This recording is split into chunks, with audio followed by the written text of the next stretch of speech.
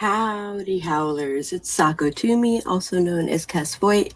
I write horror and I'm a witch and I'm a graphic designer, and sometimes I combine those three things. So if you are looking to market yourself as an author or you're looking to be a witch, please drop by my channel. I would love to see you.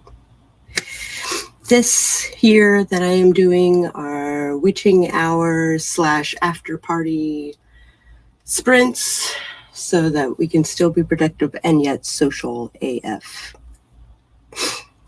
And yet social AF. I'm going to bring up a timer.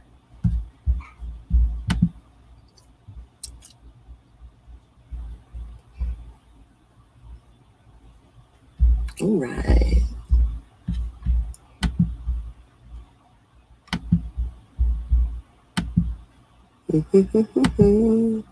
Share that screen.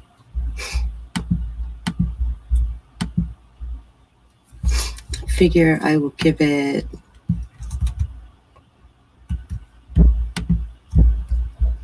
15 minutes. 20 minutes. Yeah, 20 minutes is fine. All right. We are the Night Owls. Hey, Spence. I was hoping you'd be here. Hey, Allie. Hey, Bonnie. I figure we'll do a sprint, have some people come in. Kind of want to smoke a cigarette. And here we go in 3, 2, 1. Papa.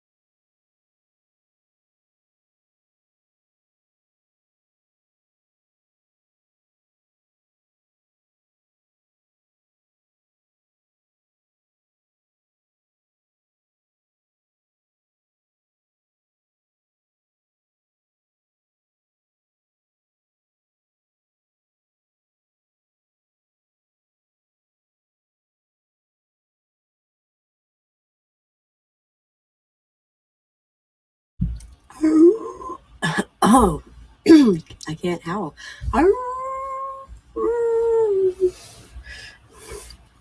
So that was our timer. Hey, Lauren. Hi. How's it going? Good. I was filming. I need to turn my camera off. Okay, good. Somebody come get her. She's filming an authortuber video. Anyone TikTok? Anyone know that?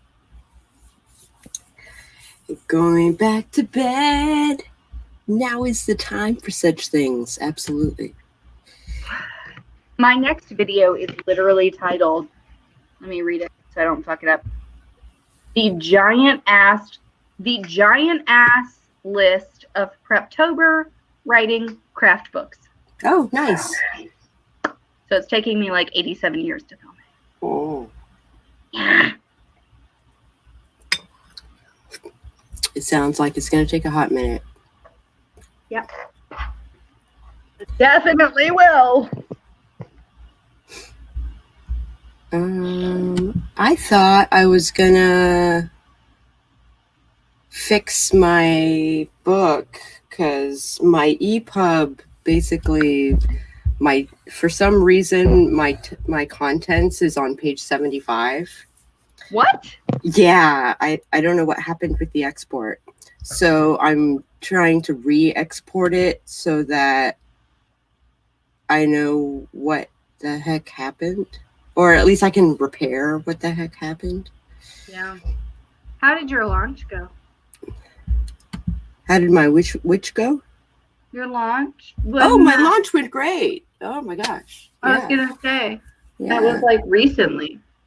That was like recently. That was like just about a month ago. Just about. Yeah, it went great. Let's see here. I need to Girl, I'm so like, I don't know what I'm doing. Yeah. Of course. Well, you're on what, like wine glass number 3, 4? No, I mean, no. I'm on wine glass number 2. Oh, okay. And they weren't even, look, Lauren wine glasses are here where this little line is. Yeah. Restaurant glasses are like here. I've been drinking in the restaurant. Oh, okay. Restaurant size. All right. Yeah. No. So, I just mean like the whole launch thing and going from virtual, like in person to virtual, and just all this shit. Like, I don't know what I'm doing. I'm winging it.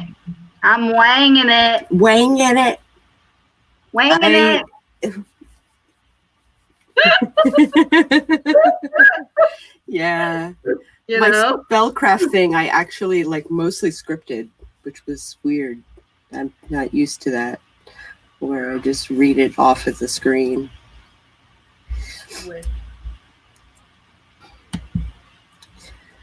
But Spence, if you want to be on screen, come and look at my mustache.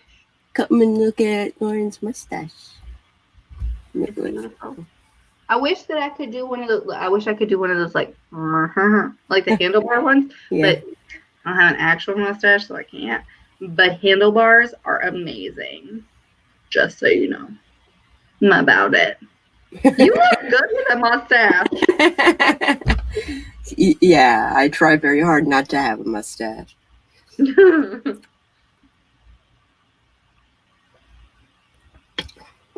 Hello, my name is Inigo Montoya. You killed my father. Prepare to die. 2,000 words per 6 days is totally doable. That is. Yeah, you don't think so? Like, so I do 2K on a good day. Like, here's my thing. 3K on a good day. When I do nano, because nano is like what, 1667, so it's technically like 17-ish hundred if you round it up, right? Right. A day. Right. I normally get like 10,000 words behind at some point because mom days happen or sick days happen or holidays happen. Yeah. Something happens. Yeah. So for me, like with Nano and with winning Nano, like the biggest thing for me to remember is not to overextend myself. If I get to 50,000 and I do the 1667 a day, I'm fucking happy. If I do more than that, great. But if I at least do the minimum, wonderful. Or if I have to take a couple of days because mental health, mom day, sick day, whatever, do it. And then take a day to yourself to just write and to just be in the zone like later so that you can catch up. Like that is necessary at times. So like for me, I'm not trying to go like 2,000 words a day. I'm like surviving the day is number one. After that, if I get just the bare minimum, I'm happy. If I get 500 words, I'm happy. Yeah. Words today, you're a fucking queen. If you wrote words at all, you're a queen. Yeah. Yes, exactly. My little bit of rest comes through. I feel so fancy. Swishing my wine. All like single sip that's left of it. Never done that before. Never. You need occupied? I got this out of a bottle instead of a box, so I'm fancy. Hey, black box is nothing to scoff at. Black box is actually pretty good. Have you ever slapped the bag? Have you ever done that game? Do you know what that is? I need to tell you. Please tell me. Okay. Please tell me. Please inform me. You get your box of wine, right? Mm-hmm. You open the box. And it's a bag. Yeah. So you take the bag out, right? And you have all your friends and whatever who are drinking your box wine with you. And apparently the game is, and I only remember this a little bit from when I played it. But the game is that you tell a joke and whoever laughs at the joke has to like chug some of the bag of wine, like slap the bag and chug some of it, and then they have to tell the next joke. You like go around slap the bag and chug the wine. Apparently, I'm really easily amused. You slap that bag. So there's that. Okay, so Savvy's like actual sleepover that's happening in like a year. We're gonna play slap the bag. I don't know why it's a thing, but apparently it's a thing. I've never heard this. I think it was like a tailgating thing. Have you ever heard of tailgating? Yeah, of course. Okay, so I feel like it started in like tailgating stuff. It sounds like it would. Like where they had to take the bag out of the box or whatever to like slip it in to like tailgate. And then it became like a game. Like, I feel like that's what happened. All I know is I barely remember that night. Yep.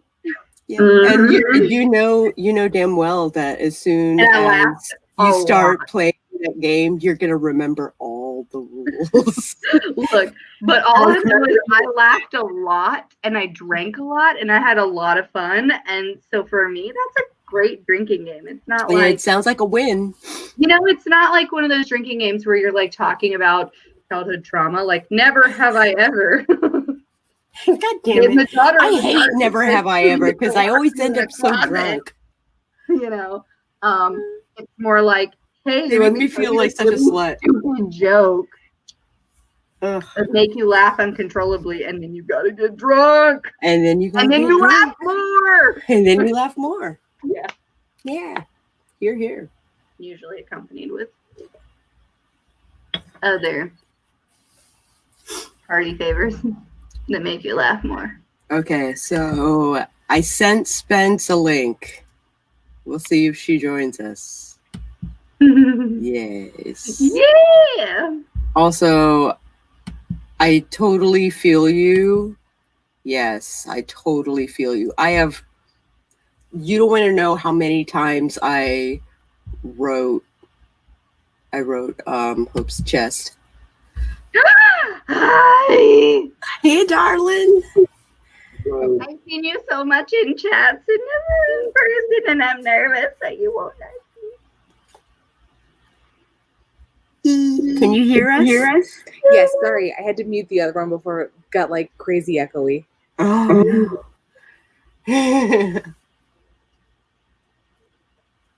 Welcome to the after party. Yes. I have a question for you, Taco. Sure. I hope it's not offensive either. Okay. So I know that you talk about that you're a witch on your channel. Is that your religious belief, or your I think at this both? point, both. Both. Same with my Buddhism. So there's a lot of Buddhism in my witchiness and a lot of witchiness in my Buddhism. Okay. And it is a lifestyle and a way of living on top of also an occupation. Yeah. There's some that it's just an occupation and some so I know that you do like tarot reading. Mm-hmm. Are you super into like astrology and stuff? Yep. Because I've started TikToking.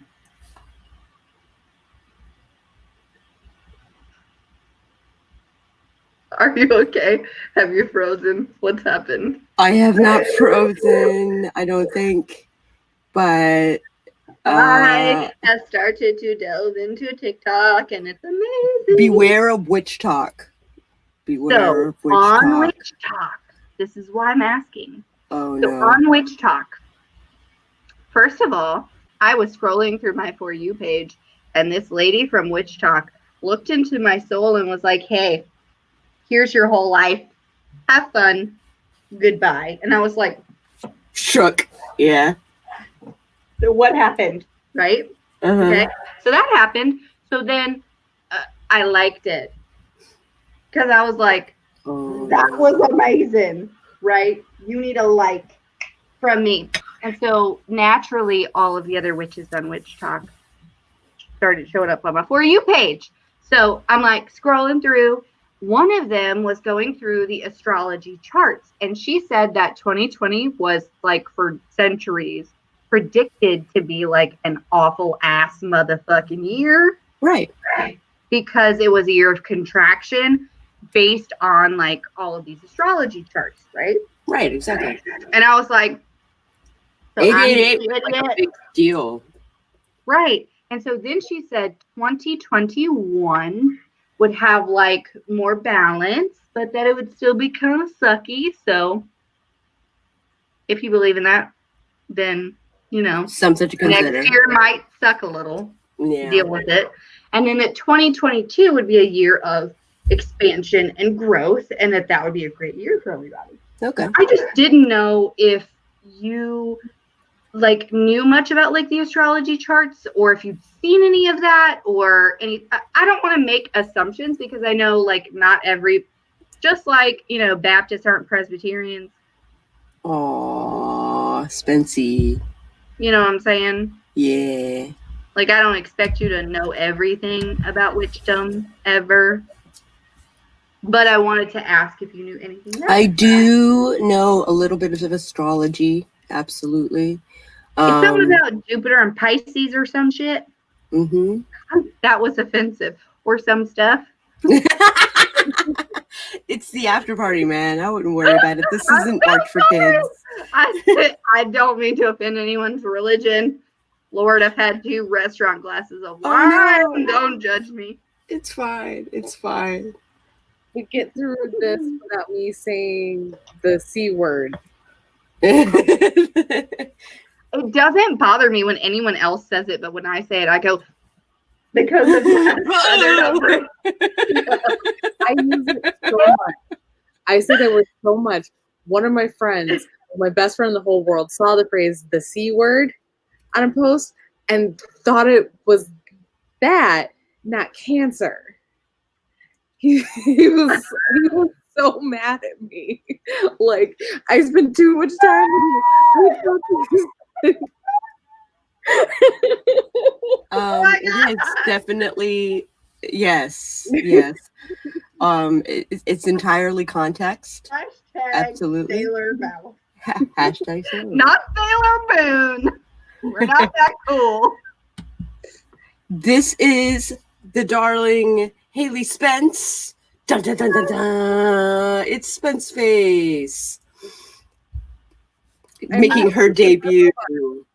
I'm a Kraken. I've done on other streams before. It just happens very rarely because I get so red when like people can see the face. I see you red. So much. TikTok knows.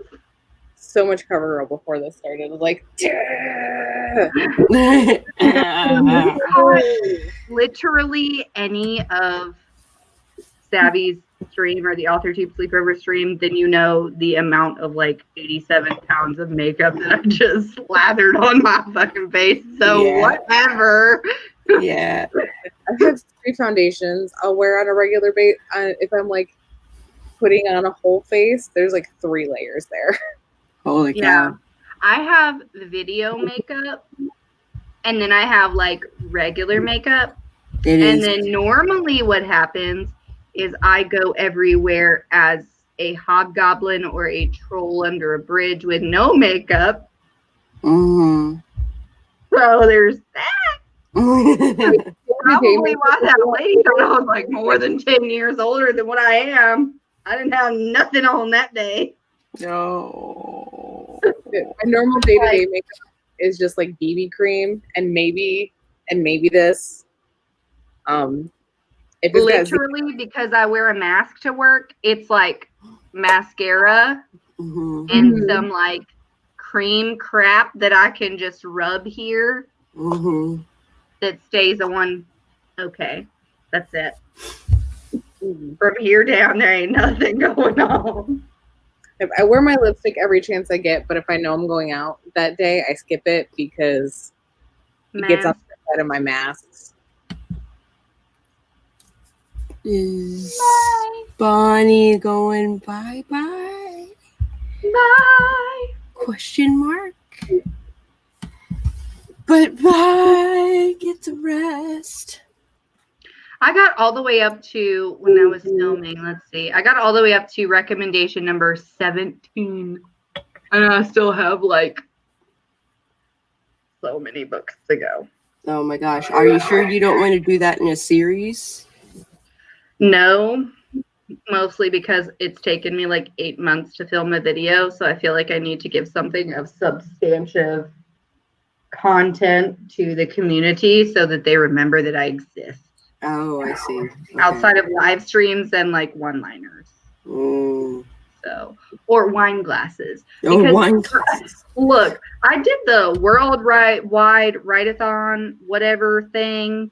You know, like I was on somebody's channel for one of those things and my stuff kept freezing. So I was just trying to freeze in like pretty positions so I wouldn't look like, you know.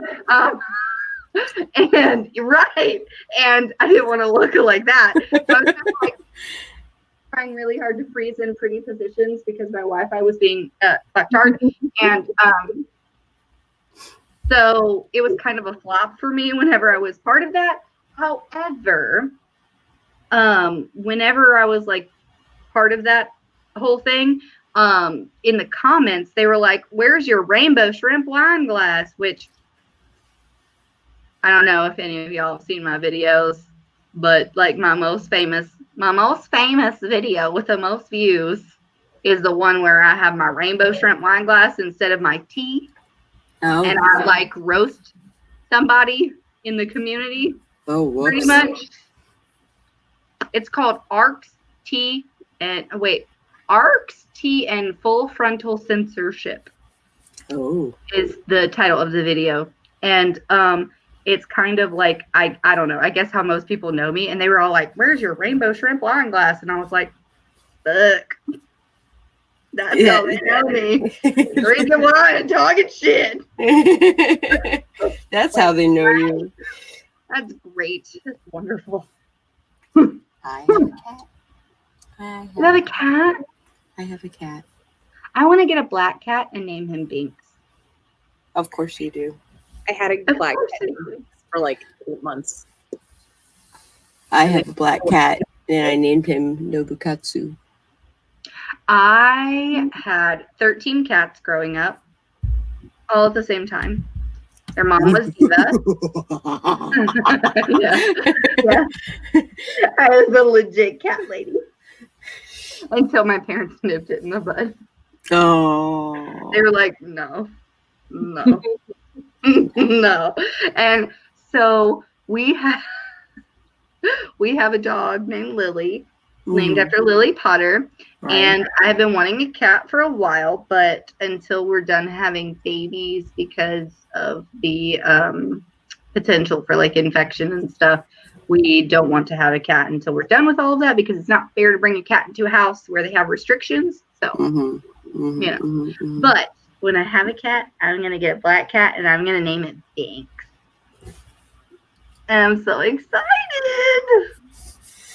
I had a black cat that I named Binks once.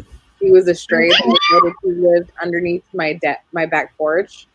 I was like, no, you live inside now because it's November and it's cold. You are a black cat that let me pick you up. So you are mine now. So you are mine now. You are my familiar. Deal with it. Basically, he ended up, we got him fixed and his shots, and he was an inside cat all winter. And I still have a video on my phone of like my 6-month-old baby at the time on the floor having tummy time, playing with his toys. He had one of those Fisher Price like 4-key pianos. Sure.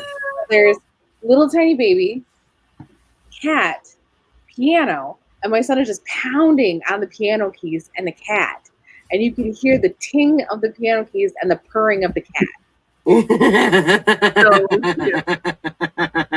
So cute. And then, so when spring came around, we're like, okay, he is fully bonded to us. We give him the raw food when I make chicken, and he gets good food all the time. This cat is fully bonded to us. He can be an inside-outside cat because I've always had inside-outside. Oh, no. Never come back. Yeah. You know what? You chopped your balls off, so. Yeah. Well. No. I also fully intend on this next year of 2021 getting chickens. Oh, nice. That's going to happen. I'm going to have chickie babies. I've been wanting them for like 6 years. And now we finally moved. I'm getting them. And I'm naming all of my hens after first ladies. So Michelle, of course. Did you know that there's a first lady named Lady Bird? That would be a perfect name for a motherfucking chicken. Just so you know. Lady Bird Johnson. Lady Bird Johnson. Martha. Yep.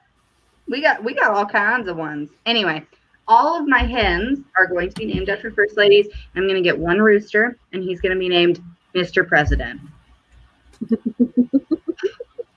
That's what's happening.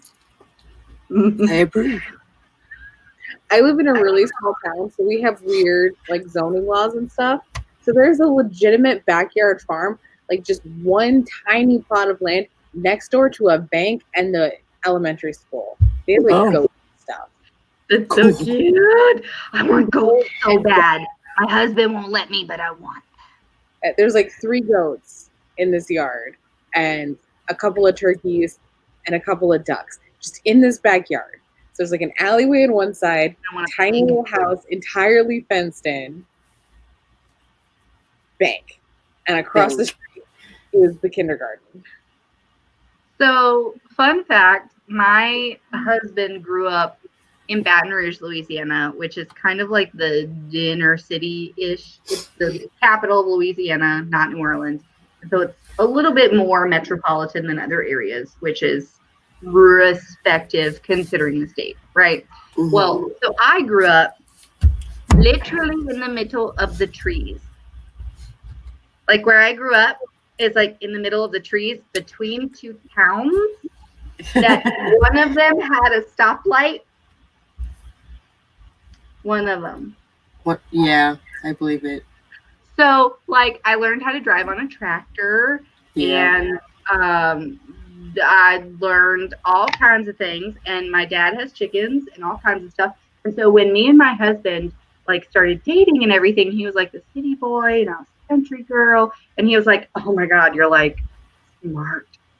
What is this?" And I was like, "Yeah, I know. Are you though? Are you? What do you think?" And so, you know, we started dating and whatever. And like when we got married, he was like, "Let's buy a starter home in a subdivision." And I was like, "Okay," for like a year though, right? Yeah. 5 years later. 5 years later. Yeah. I could not have any chickens because of the HOA. Mm-hmm. And I was about ready to burn the HOA down. So there was that. And so my husband decided, you know what, we need to move because you're getting kind of aggro about these chickens that you want to have. And I was like, yeah, 5 years ago, we needed to move. And so we finally bought a new house this year in the middle of the COVID-19 pandemic. And I was like, if we have another HOA, I will hurt you. And he was like, no HOA. You can do whatever you want. And I said, goats, cow, chicken, pig. And he was like, chicken only. And I was like, that's not the deal. That was not the deal. Whatever I wanted. I love all the animals. And he's like, you're trying to turn me into Farmer John. And it's funny because his name is Jonathan and I call him John. And I'm like, yes, that's accurate. It's true. That because it's accurate. Yeah. Yeah. That's what I want. I want dogs and I want cats and I want all the other little animals. I want it to be Noah's motherfucking ark up in this bitch. And he's like, no. No. I want a peacock so much. Peacocks are weird. I know. In that their call is like oh.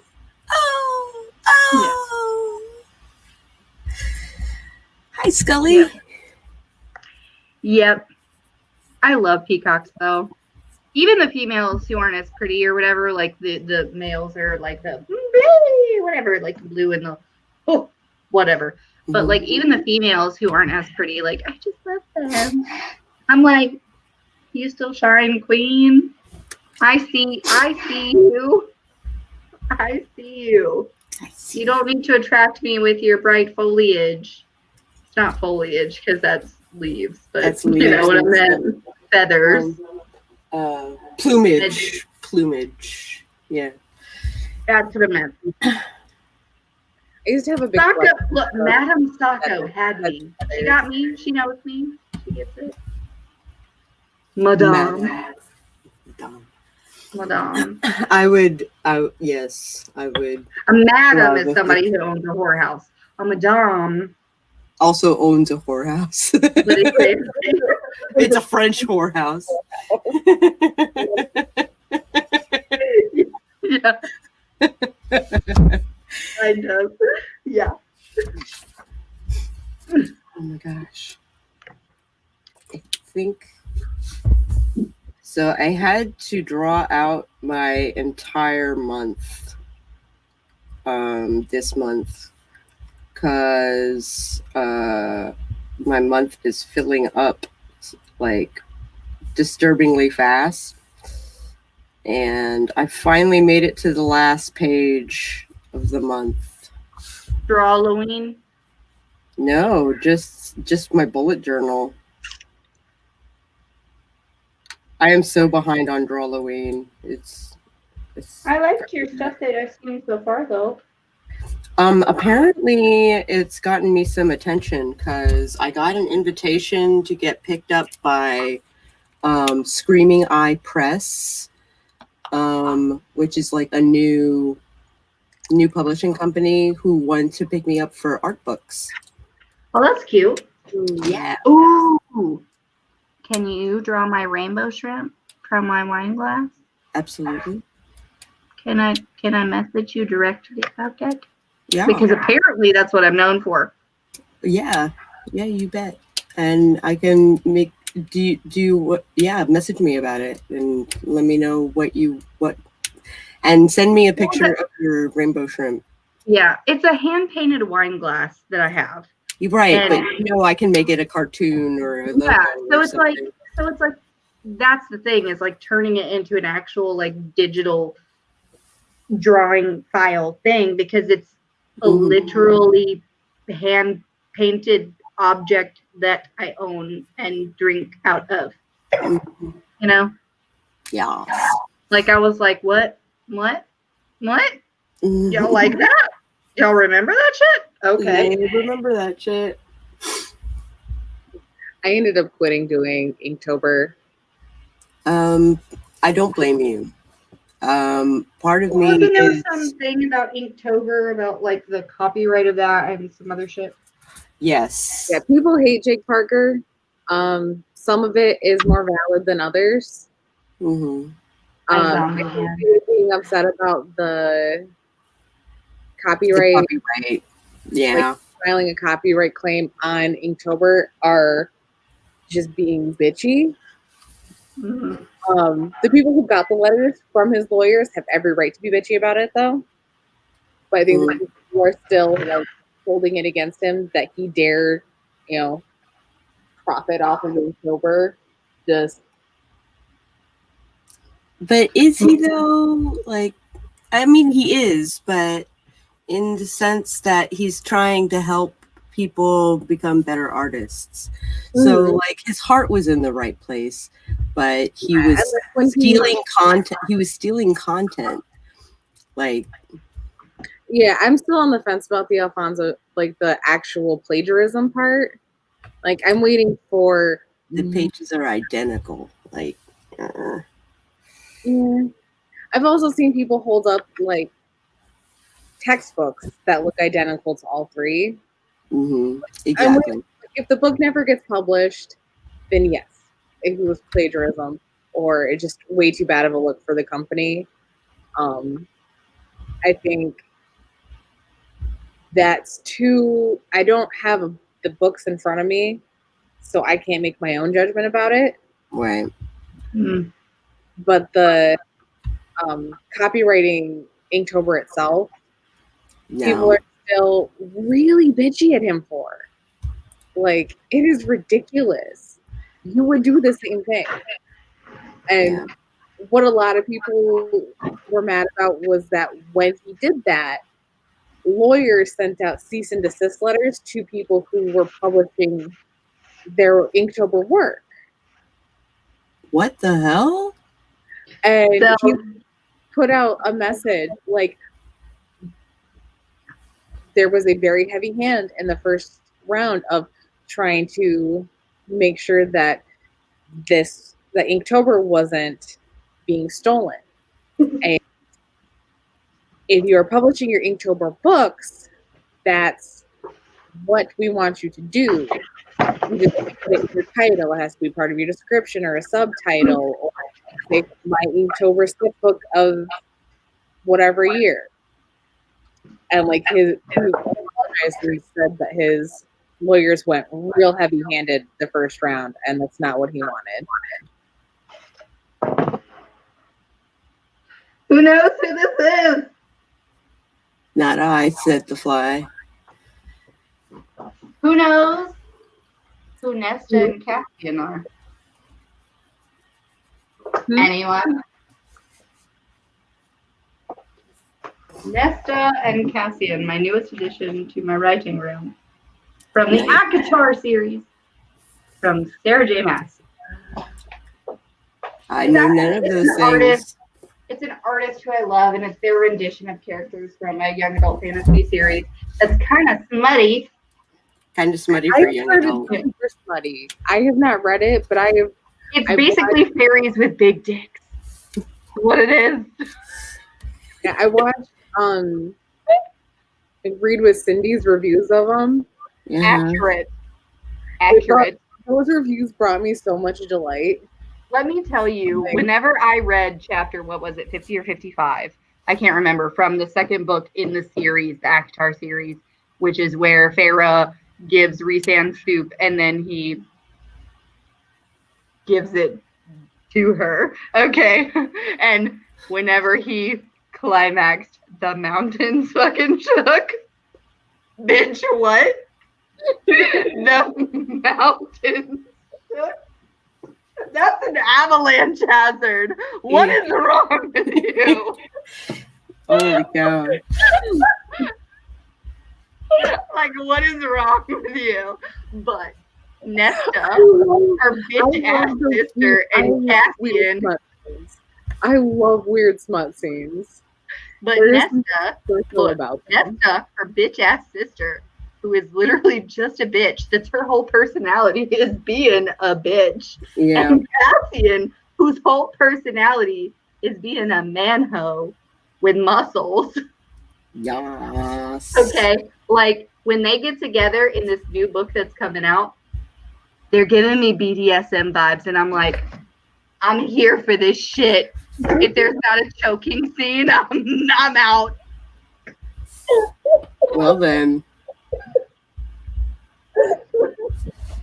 Like, I am out if somebody is not choking somebody else. I'm done. Holy cow. So, of course, there's an artist that I love, and they had their Nessian whatever poster, and I was like, fucking, I don't even care. It's coming home to me. These fine ass fairies kissing up on each other. Look. Yeah. It's a lovely, lovely painting. At her ears. That is how you kiss another fairy. Thank you. That is, in fact, how you kiss another fairy. We need a hand hug on her neck now. Thank you. Hand hug on her neck. Absolutely. And that's the tea. Is it tea? I don't know. It's wine, maybe. Wine, maybe. Shit. Oh my gosh. Are we doing sprints? Is that a thing we're doing? Let's see. I was on 17. How many recommendations do I have overall? Let's see. 24. And then an outro. 24 total or 24 left? 24 total. Okay. Total. I'm not a psychopath. Even if I like the fairy porn. I have to turn all of this into an outline I can use for November. Holy cow. Well, look, I'm about to come out with a video at the end of this week, since that is literally all of the craft book recommendations on the planet, if I can get it fucking filmed tonight.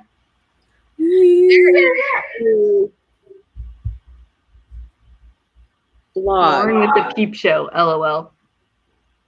That I have bookmarked that has like all kinds of book recommendations. Oh yeah, my post. A lot of those are in that post. I put it in the private chat. Even though it doesn't turn into a link there, but I've been trying to work my way through this whole thing. But I can only buy the books by ordering them through my bookstore, which is like the worst. Yeah. Meadow, my darling, you missed my light core BDSM endorsement. Is there a meadow? There's a meadow. Hi, Meadow. Isn't it past your bedtime? That's my bedtime. Nobody cares. I'll be back. Okay. I want to show the notebook off for a second. Okay. I've been using this notebook for the story since 2013. Nice. With like duct tape and little kids have stickered on it. That's wonderful. It feels good. That's a wonderful and fantastic. Oh, it's only 10. That's right. You're on the other side of the country. Oh my gosh. Yeah, it's like 1:15 for me. I'm making It's good life. 1:15 for me as well. Yeah. No part of me wants to refresh my drink. Let's see here. Eva is like listening to us while she works, which I can get behind. Excuse me, kitty. Oh, that was accidental. Is it past your bedtime then? Yes, as a matter of fact, it is way past my bedtime. We are making good life choices.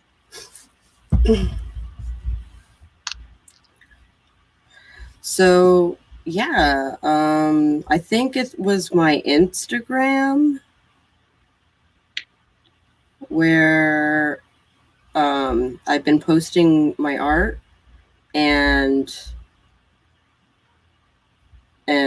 apparently a Screaming Eye Press wants to host some art books of mine, which is like super cool. They don't have any stuff right now, so I'd be like their breakthrough artist, and I'm kind of here for it. They were like, we were wondering if you were interested. And I was like, I'd be honored, frankly. Please get a hold of me. I wasn't following you. I am now. Well, at least I wasn't on my art account. Oh. I have 2 Instagrams because I am that kind of vain person. Yes.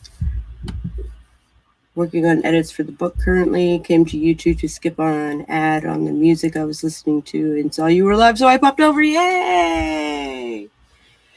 Awesome. Awesome. I would invite you on screen if you are interested. Downslope to bedtime now for Eva. Yeah. I need to not steal tomorrow's joy. Yeah. That's a good way of putting it. Let's not steal tomorrow's joy. I don't need to be up in the morning, so I don't feel bad staying up on Wednesdays.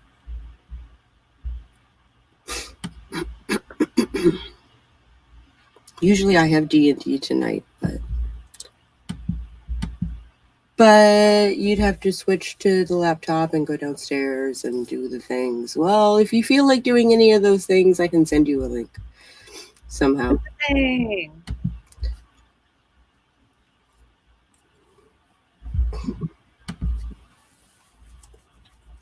I think I have contact information with you somewhere on Facebook, I think. Maybe I will art. Spence, Uncanny Artistry is now following you. Cool. We'll follow back. Yay! And look at your things. Yay! Oh, I like your little cactuses. Those are cute. And your landscapes are wonderful. Thank you. I have not done one in a while. I've been thinking of breaking in my new Moleskine with one. Yeah, that would be great. I really love this one. Yeah, there we go. Yeah, that one's like one of my favorites of yours.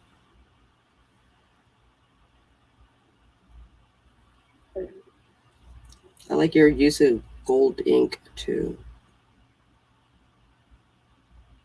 It's not ink, it's a watercolor. Gold watercolor?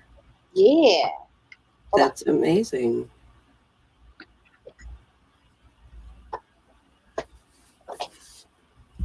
This stuff. Oh my gosh. It's metallic inks. Like, wow. That's amazing. They are so extra. I love them. I have a need. I feel the need. I got them off of, I think, Dick Blick, which is where I get most of my art supplies. Oh, yeah? Yeah, Dick Blick is good. Yeah. I'm going to look this up right now. The only art supply I got this year that I didn't get from Dick Blick was my pastas. All right, Blick. So what am I looking for? Metallic watercolor? Fine tech pearlescent colors and the watercolors. Fine tech. Yeah. Hey, look, I got one too. Oh, I just found it. Oh. This one is my makeup palette. Oh my gosh, they're so expensive.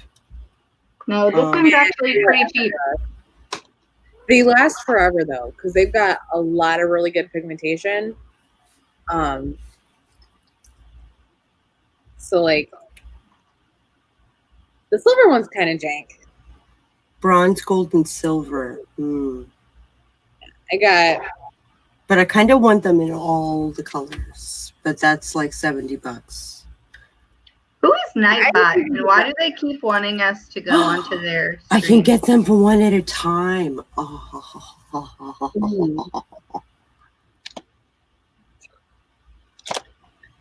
Oh my gosh. You have made a monster, is what you've done. This is my favorite palette. It's my Winsor Newton watercolors. It comes with these things. Yeah. I had the Winsor Newton. It has. I have so many Winsor Newton palettes. So many of them. In like fangirl stan. They need to pay me. They need to pay me. Yeah. Yeah. I've got the Winsor Newton watercolors, the Winsor Newton gouache, the Winsor Newton paper. I'm obsessed with the Winsor Newton paper. My favorite brush is a Winsor Newton brush. I have the Winsor Newton fine liners. Hey, you're cool. I'm cool. Let's be cool together. After hours Discord. After hours Discord. All right. I need to reorganize my basket of crap. Let's see here. I need to find. I think you'd like Sacco, the Winsor Newton brush markers. Oh yeah, they're wonderful. They're Copics, but half the price.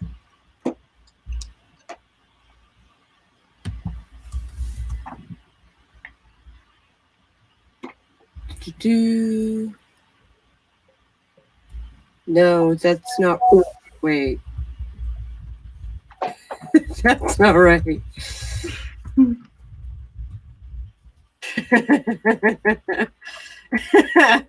Whoops.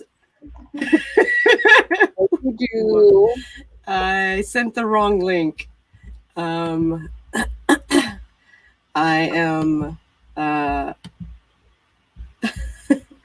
not paying attention to what I'm copying and pasting. That's what's happening. Okay, there we are. All right.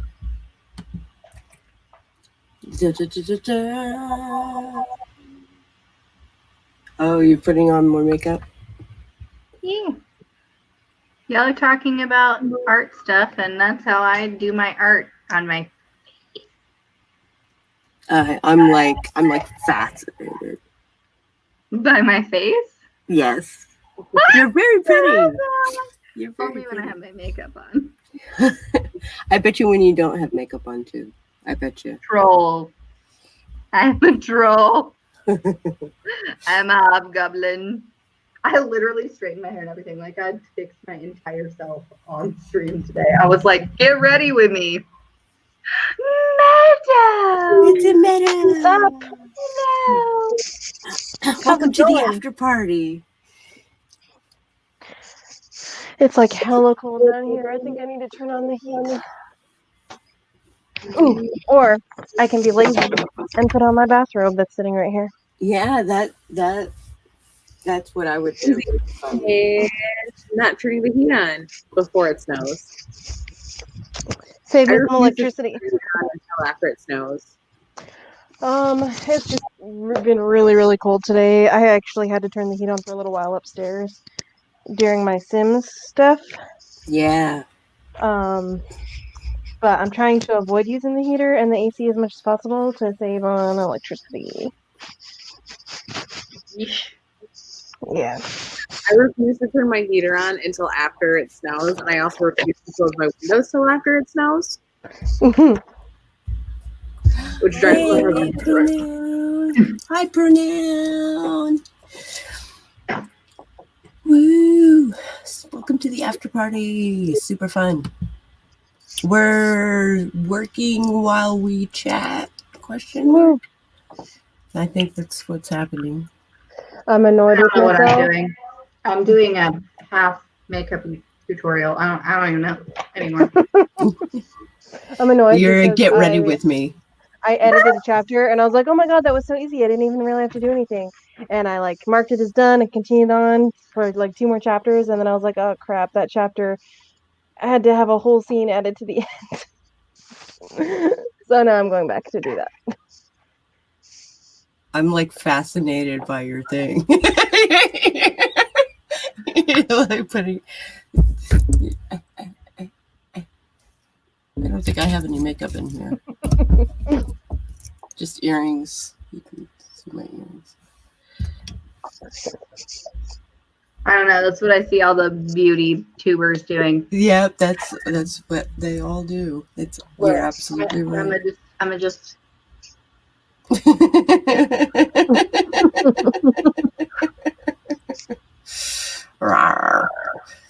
That's the screen cap I should have taken. Oh God. No, please don't. Please, God. In heaven, if you exist, don't do it. Oh, hey, you want to see my proof copy of my book? Yes. absolutely.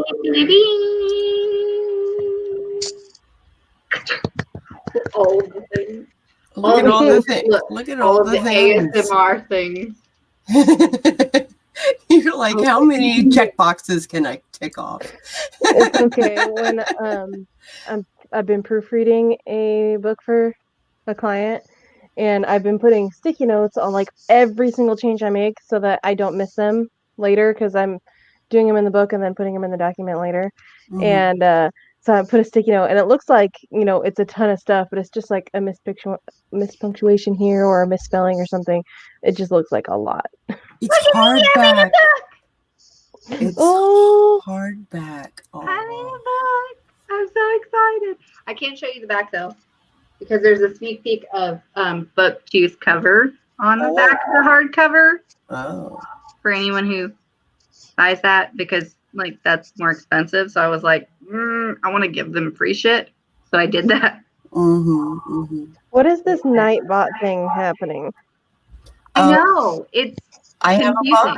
I have a bot. And I feel like I'm going to dramatically read some of these comments. Can I do that? If you like.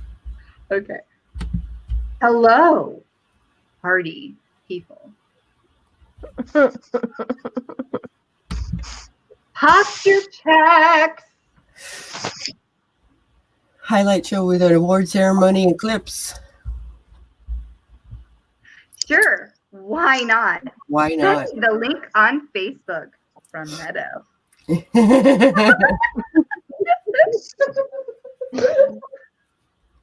Hey, you're cool. I'm cool. Let's be cool together after hours. That sounds really inappropriate. It sounded totally appropriate for the context.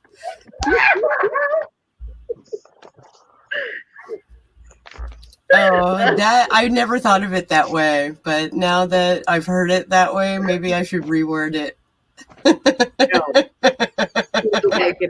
have you ever noticed that if you use a different inflection on each word in a certain sentence, it'll give it a different connotation. So like use the sentence, I guess, I never said we should kill him, right? I never said we should kill him. I never said we should kill him. I never said we should kill him. I never said we should kill him. I never said we should kill him. I never said we should kill him. Yeah, right? The context changes every I love it every so emphasis. I'm so happy. Yay, language. I used to work in a library. English amazing. Like 14. Mm-hmm.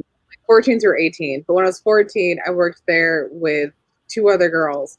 And one of the things we would do when we would get bored was we'd go to the paperback section and pick up the cheesy romance novels and see how long we could read the back in like the dramatic narrator voice before we started laughing. Dying. Oh my God, I want to do that with my book. Can I do that with my book? Yes.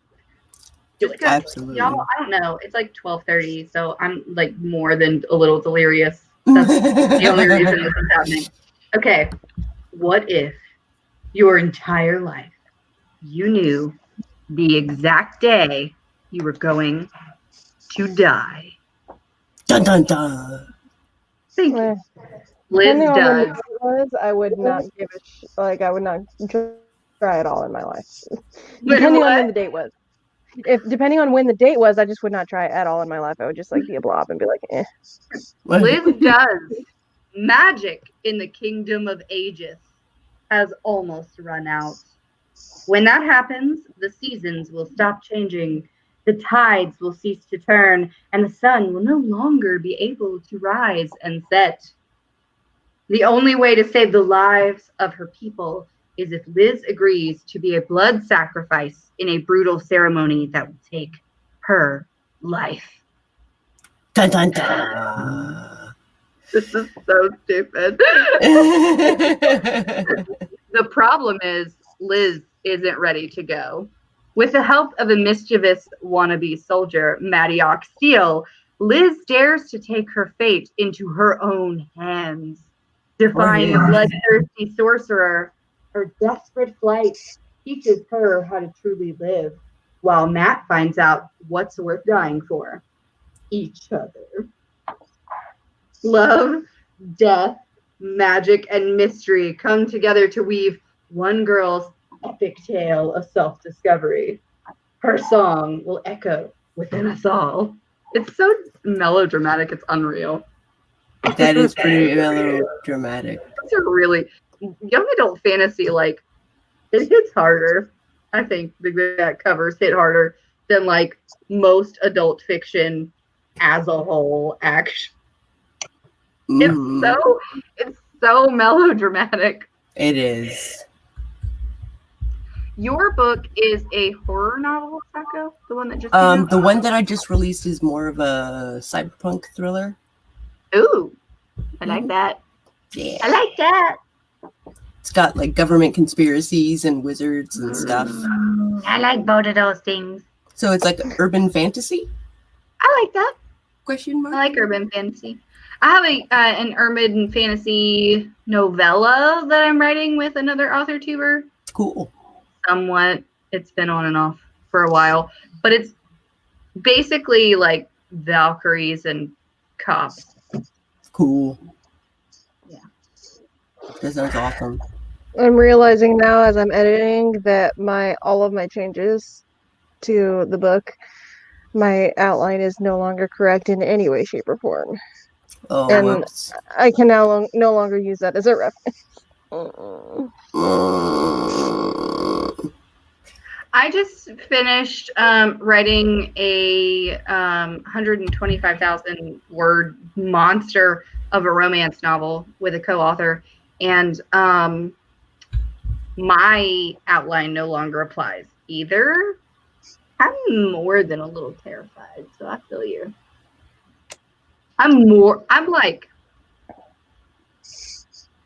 yeah. I feel like I'm in no man's land. Well, I started flipping through the outline because I was like, okay, I got to add this scene to the end of this chapter because, like, I need to basically move a scene from a later chapter to a more, like, sooner in the book chapter. So I'm like looking through my outline, and then I was like, wait, none of these chapters in this whole section are correct anymore because of all the rewrites I just did this last week. So the So whole you rest of need the to book, draft a new outline. yeah, Gross.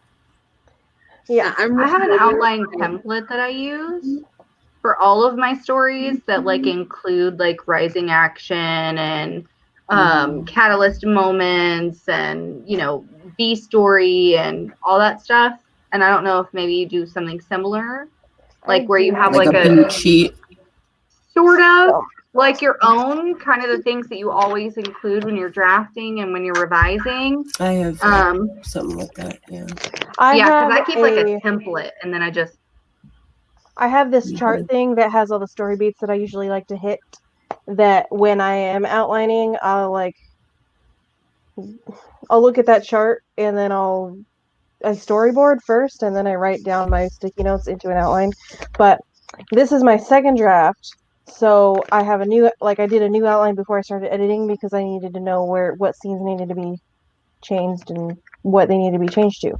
But then I started, like, as I was editing, I was like realizing that I needed more heavy edits than what I had outlined for. So, but this is my outline. developmental edits have a way of just like fucking your whole world up as a writer. Which is one of the reasons why I draft the new outline as I go, and then I'll draft the outline yet again, just to be like, okay, so which story am I telling? I'm just like novel that I'm working on. I did the draft for the outline like 3 times. Like I did the third draft of that outline, and then my nano project, that was my April camp. My outline the first time was 19 pages. Is that the one that I read? Yes. And I'm like still rebuilding it almost from scratch. Hopefully I don't lose too much of this outline because it is 19 pages that look like this. Holy crap. Like, it's a hell of an outline. It's a hell of a story. I've been working on it since I was like 6. And there's it's the Magnus Opus. Oh, yeah. I see. There is so much going on. There is no plot. It's just like chaos. I don't know. I think there's a plot. I feel like all first drafts are chaos, though. I feel like that's appropriate at this stage. She was talking about draft number 3, man. Of her outline. Well, her outline, yeah. Well, but again, that's more than appropriate, I think.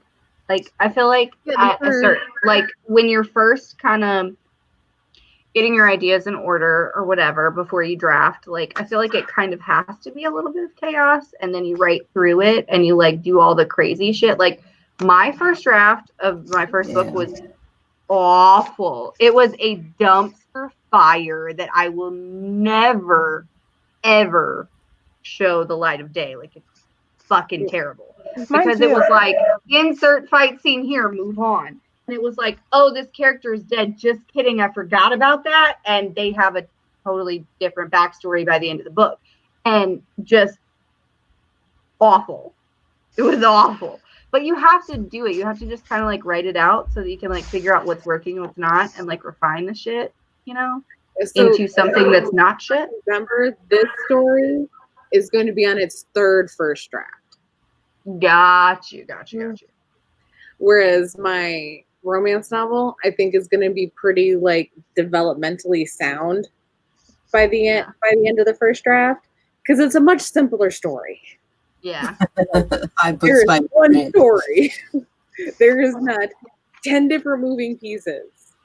Like I have one new character for this, but everybody else has to have like an arc and a story, and it's. I feel you. I don't. I feel it.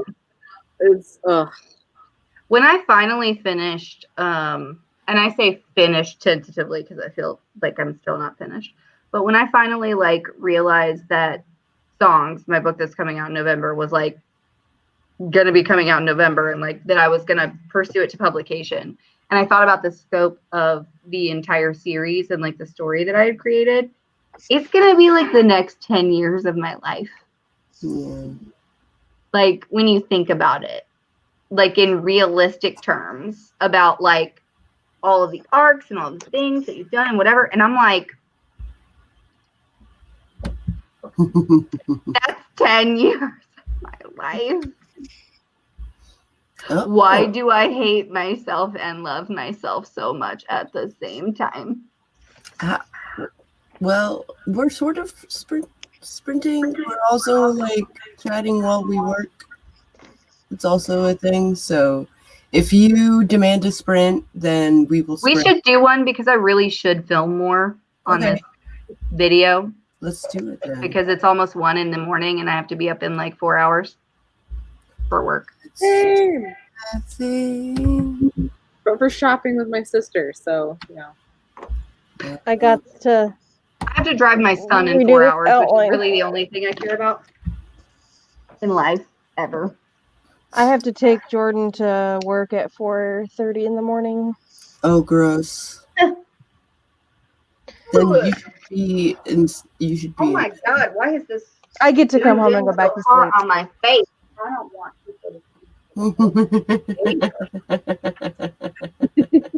What?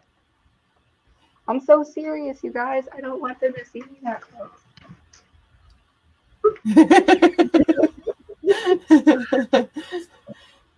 Okay, y'all are author tubers. You know what I mean, right? He's like, I didn't know I had this power. I must use it responsibly. All right. Must use it irresponsibly. At all times. Always. All right, let's do. So 20 minutes is my sweet spot, but I am open to suggestion. 20 is fine with me. Okay, great. Let's do it in 3, 2, 1. We'll do the thing.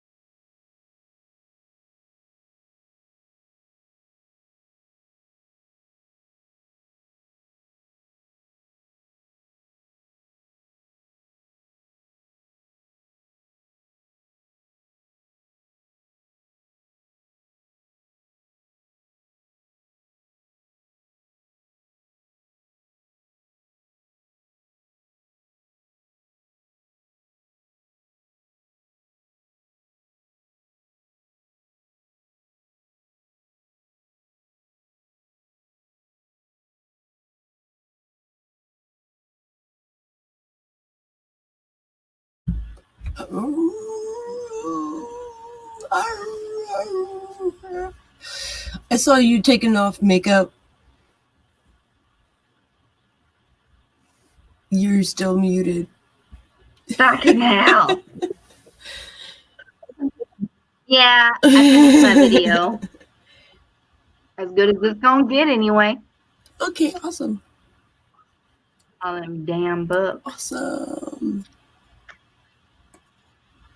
All them damn books.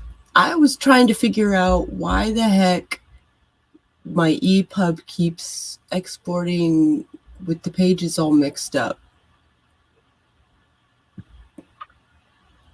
So I have a that's question. something I'm Didn't you troubleshooting. publish like through somebody? Shouldn't they help you with that file creation? Oh no. Like I know I do it all myself, but I'm self-pub. I'm self-published as well. Why did I feel like you weren't you through like an indie press though?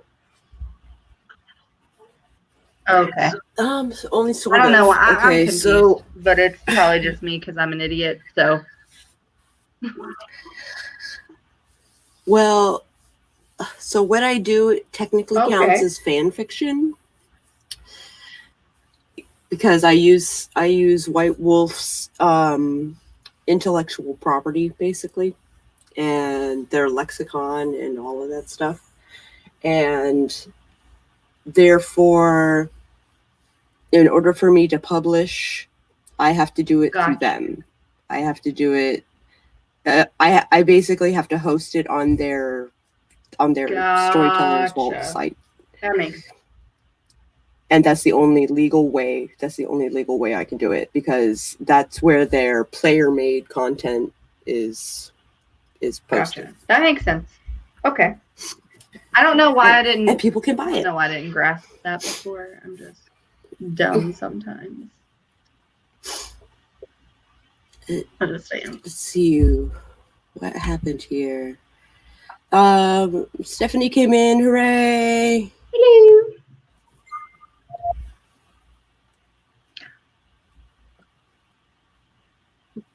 I'm sorry, I got messaged. That was weird. Books by Adrian got 282. Stephanie created 2 graphics about her book, which is awesome. Karen Bakarisas, do you want to Wattpad vampire books that are the Living Creatures series by Sabrina Blackberry? Not particularly, but where are you getting at? If there's a really good Draco Malfoy fanfic on Wattpad, you can leave it in the comments for me.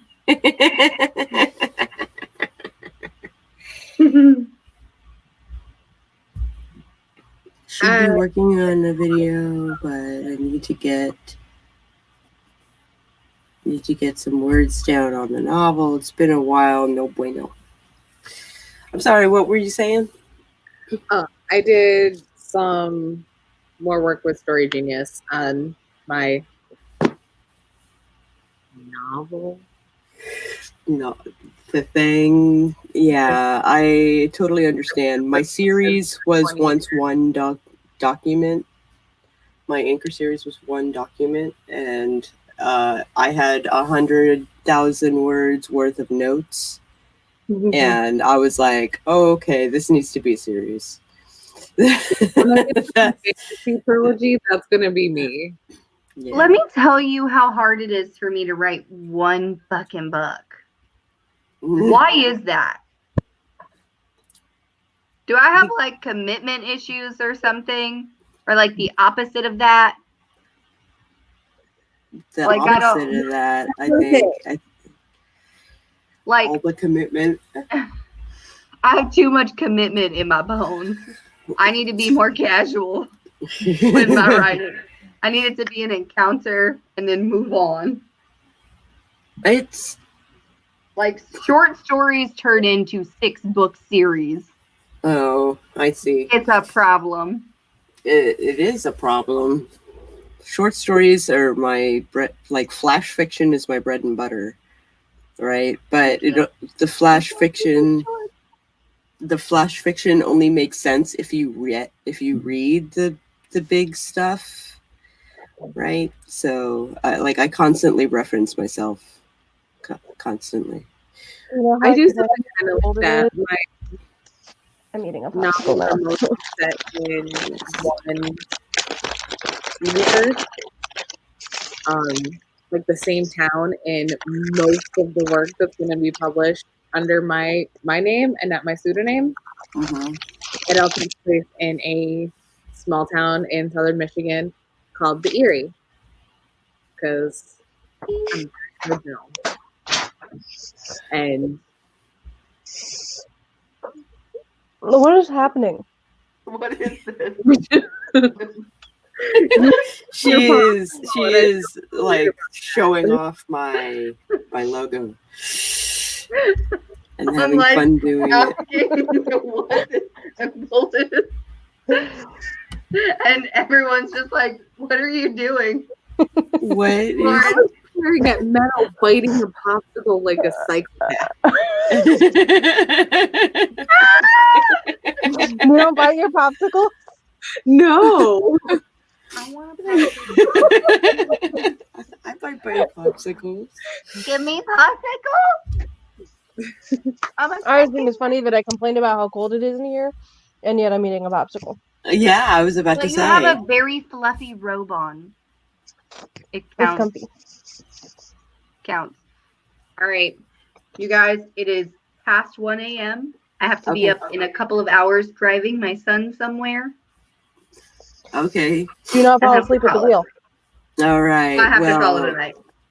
thank you so much for joining us. Even though I could And- probably stay on here all night and act like a crazy person because that's what I am. Because that's what you do. Well, you know you're always welcome.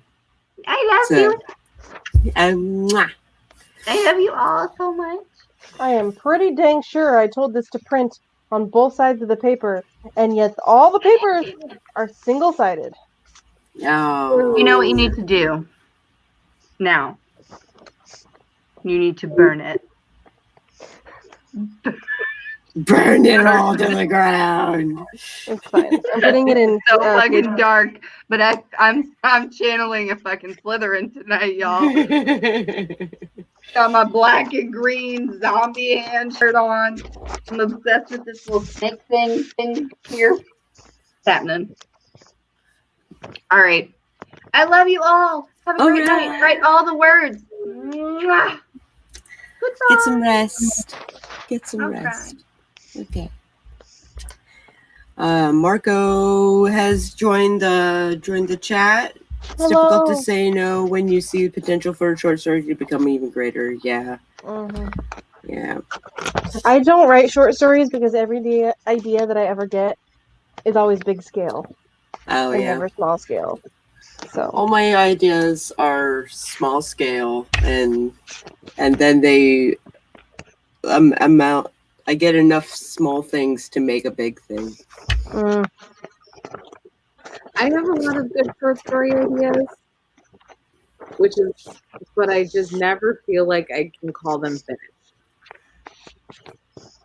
Like I'm still working on editing. I'm on like draft 7 or maybe even 8 of a short story I started in July.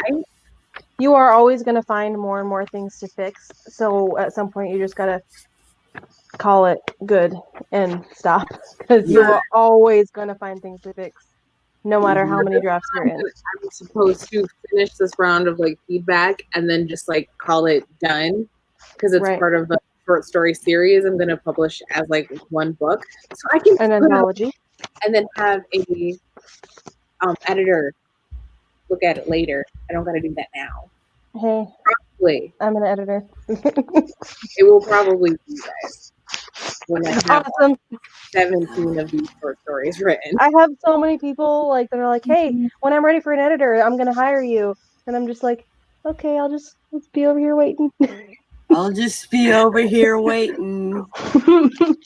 I'll wait for you, I guess. I'm glad you hired me, but like, I've got openings in my schedule right now. That's the whole thing, right? Is, oh my gosh, you draw things and you make book covers and you do the things. Well, then I will call you when I get to that point. And I'm like, oh, are you going to get to that point like tomorrow? Is that going to be a thing? Are you going to get to that point soon? Because like, I need to get paid soon by somebody. By somebody, yeah. I wanted to book cover so bad, but it's like one more thing to pile into my brain that won't take any more information. Yeah. I just want to get this second design done. But also I have like an artist that is my like dream to have him do it. Mm-hmm. I cannot pronounce his name, but he does amazing like darker fantasy art. Cool. And I heard about it because a couple of years ago, Terry Goodkind tried to trash him on the internet. Mm. And he responded like as a professional boss. And I was like, I am now obsessed with you and your work and your art. And I keep seeing his art on other covers now, and it's so good. Like, okay, the outline has been fixed and put back in sleep protectors. Yay! Hooray! Hoorah! Now I can work on these heavy rearranging of chapters. Trying to decide if I want to light a candle.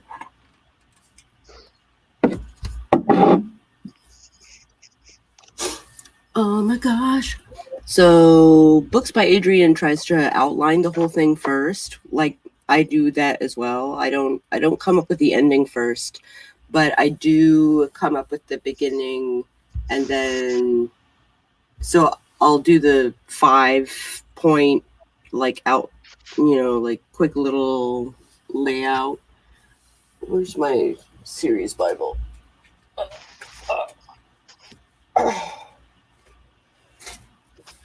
Where I basically I'm do the normal world. Yeah, here we go. The normal world, the inciting incident, the plot points 1, 2, and 3, the climax, and the epilogue. I have a chart that I made for myself. So the chart that I have is a table that is the 3-act, 9-part, 27 chapter outline. Yeah. Yeah, that's my step 2. Yeah, so I have that, and I mix that depending on the story. I mix that with other story structures that work for the type of story for that book. So for this book, I mixed it with the hero's journey. Mm-hmm. And I outlined all of the main plot points that I needed to get from the beginning to the end. Mm-hmm. And then I wrote the first draft, and all it is the main plot points with no side plots whatsoever. So that's my heavy edits now, is rearranging some of the plot points to where they need to be, because some of them happen too soon and some of them happen too early. And then also writing in the side plots, because I don't have any yet. I feel you. This is the dude art. Ooh, I like the dude art. I have a fantasy series, and I want him to do the cover art for it, because it's just so good. Every time I see it, I'm like, want it. That's gonna be the cost of a car. Like, oh yeah. He ain't gonna be cheap. Yeah, like this is I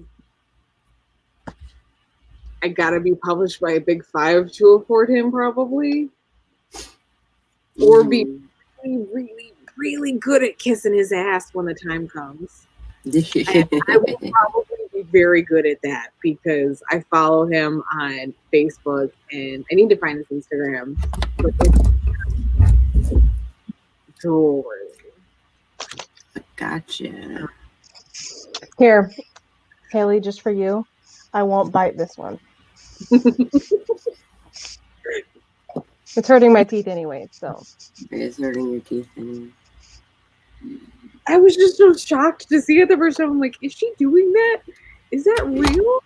Yeah. Yes, it is a thing that happens. It made me so for like 10 seconds, and I was like, I'm just staring at Meadow biting her popsicle like a psychopath.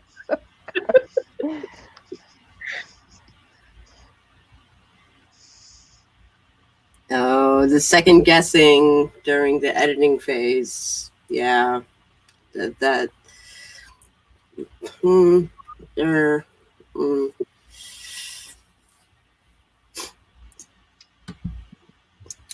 Seven turning points from the Screenwriter's Bible. I do it for everything.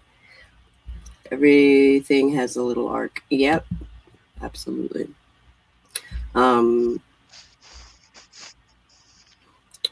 Stephanie was mentioning how she didn't outline the book that she finished, but that was a headache with editing plot holes, and the outline was like super in demand. I don't like having super detailed outlines because I'm a pantser.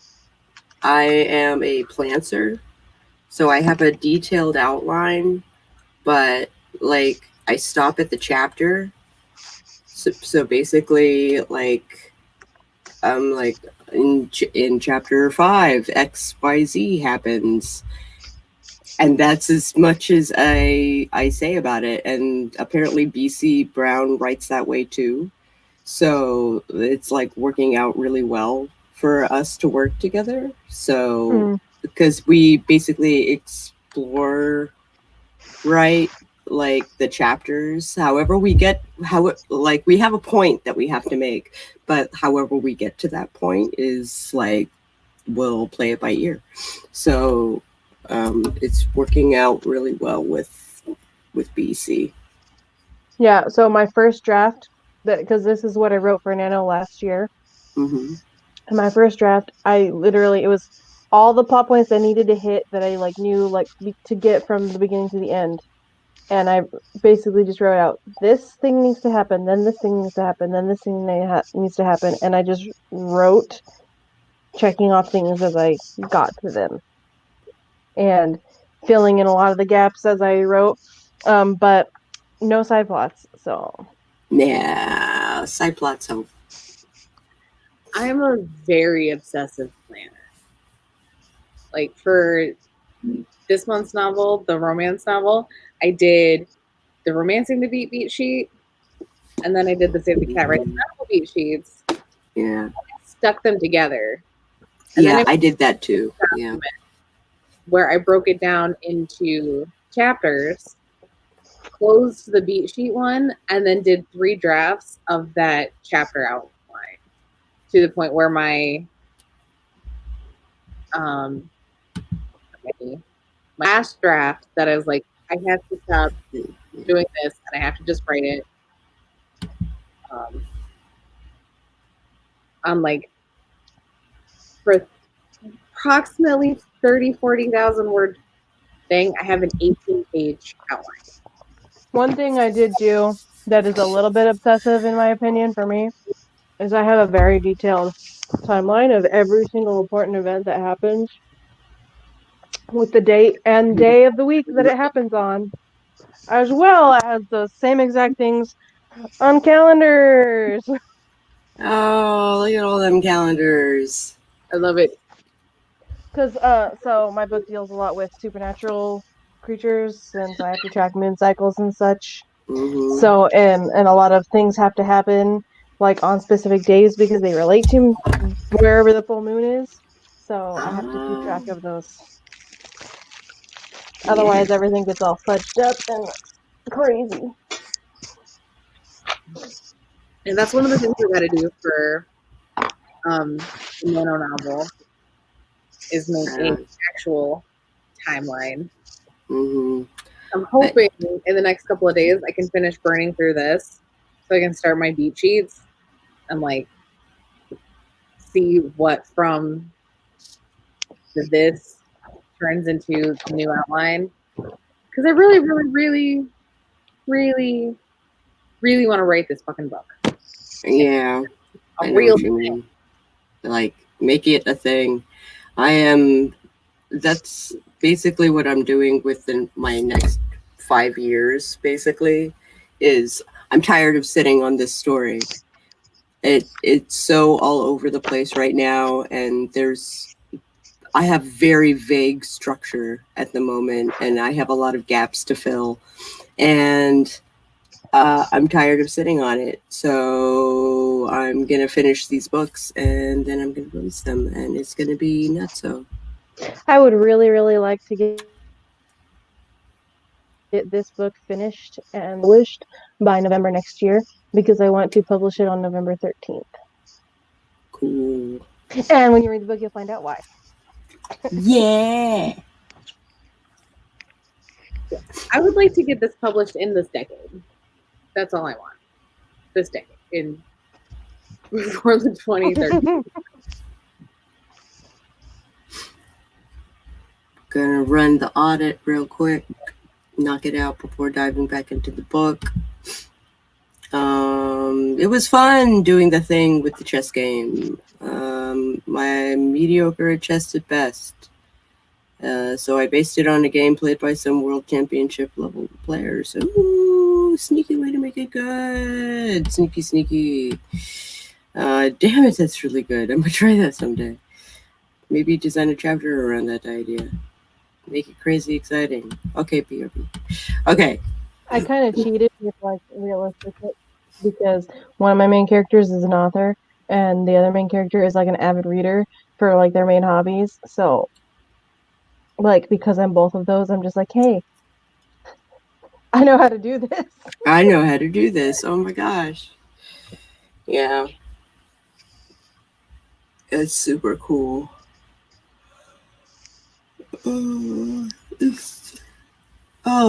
We have hit past the 2-hour mark. It is 2:30 in the morning. I am considering that whole sleeping thing. Sleeping thing. Yeah.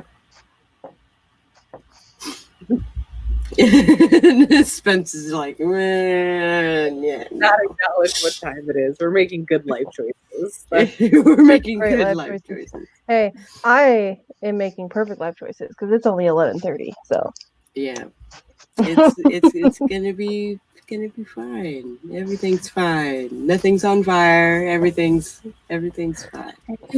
Everything is calm. Calm blue ocean.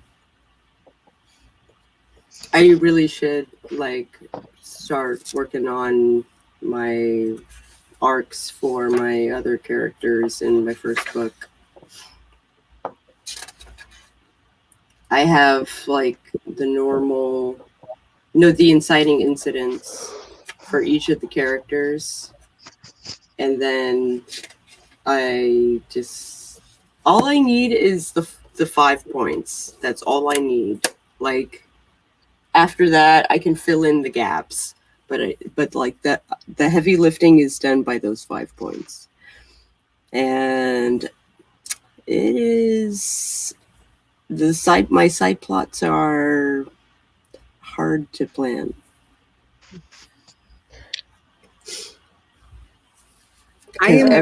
Every character has to have a mini arc. All of my main characters. My side characters that are in the book very often, I'm not worrying about, but all of the ones that have like more than like 15 to 20 pages of like screen time. Yeah. Have to have one. Yeah. Exactly. I am really excited to try to put this into like the beat sheet structure. Because when I came up with it, I had like the midpoint. Mm-hmm. I knew like. Is it the midpoint that I know? Yeah, the one that I like messaged you sobbing about. Like, I cried with you, okay? I cried with you. it's like I planned outward from the middle of it because that's basically what I did too. Yeah, planned out from the middle of it. Oh no, pronoun. That means you're just the best life choices. The best. 8:27 a.m. and you still haven't slept yet. Best life choices right there. I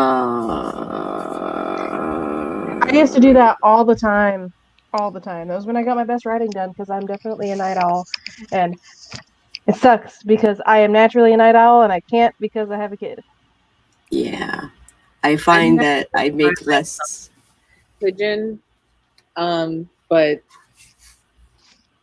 my office is now in the middle of my living room. When my child is old enough to like get up and get her own breakfast, then I can become a night owl again. But she's only 2, so. Yeah. I'm 6. He can operate the TV on his own. So I can stay in bed. I can stay in bed until about 11. Except tomorrow I have to be up and at the grocery store at like 8. You probably want to crash sometime in the near future.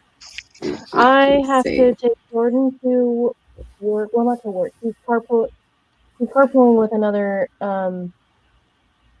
coworker of his up to Oregon City, which is like an hour and a half away. So I have to drive him to his coworker's house. He has to be there at 4:45. So.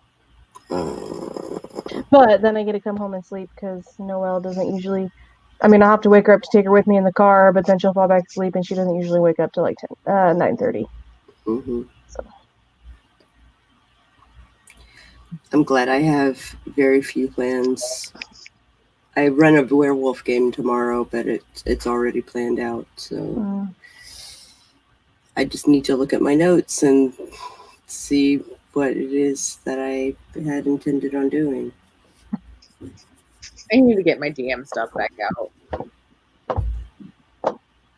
I don't do any of that stuff. I play Magic the Gathering. That's it for me. I got all my Magic stuff is the top 2 shelves. Yeah, up there. So it seems. Yeah, so the top one is all of our decks that we have built, ready to play. Mm-hmm. If I can point correctly. Yeah. That one. And then these ones are all of our extra cards that are like, if we wanted to build another deck or something, that's what those are for. Right, I gotcha. I DM for like a group of legitimately chaotic, stupid characters, and it's gone ridiculous in the best way a couple of times. Like the very first session we did, I had them hunting each other because there's like 4 humanoid characters and 2 monster-ish characters, like a tiefling and a dragonborn. We're hanging out in the woods, and there's a bounty on the tiefling's head. So these 4 level 1 characters go into the tiefling druid's neighborhood, so he has advantage on everything. And even with that, he still manages to fall out of every tree he climbs. And that session ended with them riding into town on an invisible woolly mammoth, like shooting pyrotechnics into the air to try to intimidate the people in this town who were busy having a riot at the Baron's manor. So they just like ride into town. The bard's behind this giant woolly mammoth that's nearly killed them 3 times, playing the invisibility spell and sobbing his eyes out. Just like the empty town square. That's I fun. like watching some Dungeons and Dragons campaigns sometimes. Like I really like watching Harmon Quest because they animate it. Harmon is cool. Yeah. I don't know. I might try it someday. My best friend does it, and he keeps telling me that he thinks I would like it, but I'm just like, maybe. You probably would. As a writer, it's basically just collaborative storytelling. I'm just not good at improv, especially when I'm put on the spot. That's why I'm the DM, because you're the planner. And I get to have the pretty dice. Look at that. That is a pretty dice. That is pretty. I also have some for when I'm like really pissed off at their bullshit. Like I have a warlock who hasn't. They're level like 5 now, and he hasn't bothered to check his spells or assign any of his spells, and he's so bored because he doesn't have any spells. I'm like, you asshole! 2 levels ago, you should have got the ability to raise the dead. It's too lazy to do it. So I have like dice. My best friend wants to, like, his dream. He's a really good writer, but his dream is to do comics. Oh, sure. And I told him he has to make a character that is like super powerful, but only if they roll dice and get a high number. And if they roll a low number, then they're gonna fail. Like, I think I told you about that. They throw their dice at them, and like if they roll a low number, they're like, ah, crap. Well, just chuck the dice instead. Just chuck the dice instead. Yeah. And one of my best friends is a comic artist. He's really getting into it, and we're going to collaborate on a couple of stories because we're both monsters. Awesome. Like, he'll ask me, like, hey, I have this story I want to write, but I'm having trouble finding this one dude's motivation. And then we'll go on for like an hour and a half, where at the end of it, he's like, you have a child. Yeah. Why are you this dark?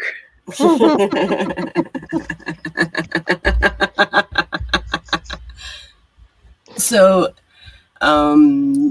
Marco apparently has bad experiences with bad GMs.